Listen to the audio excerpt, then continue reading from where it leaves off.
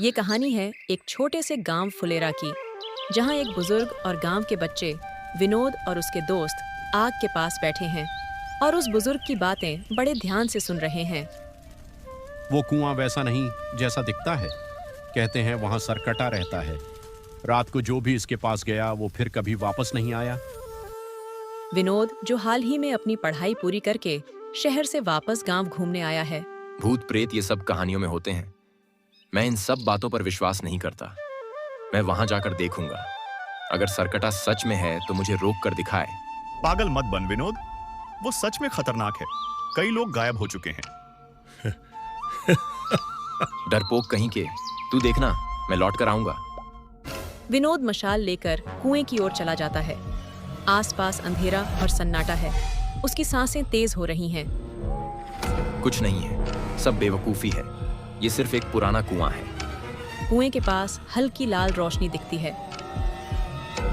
विनोद कुएं में झांकता है। अचानक कुएं से डरावनी आवाज आने लगती है और एक सिर बिना शरीर के कुएं से बाहर आता है। उसकी आंखें जलती हुई लाल हैं। तुझे किसने बुलाया? अब तू यहाँ से बचकर नहीं जा पाएगा। तू भी उन सब की तरह मरेगा। विनोद का चेहरा डर से सफेद पड़ गया।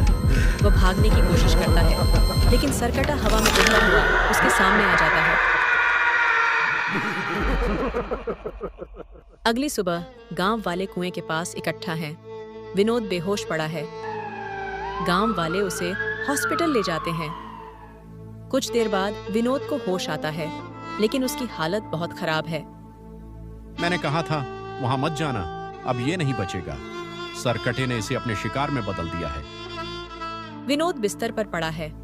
वह मुश्किल से कुछ बोलने की कोशिश करता है। उसकी आवाज कांप रही है। उस कुएं के पास मत जाना, सरकटा अब भी वहीं है। विनोद की आंखें बंद हो जाती हैं और उसकी मौत हो जाती है। गांव में डर का माहौल है।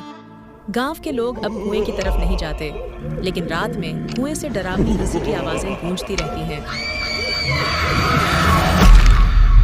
कहते हैं जो सरकटे को जगाने की कोशिश करता है वो कभी चैन से नहीं रहता।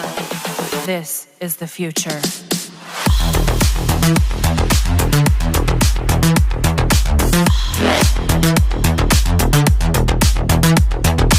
Evolution.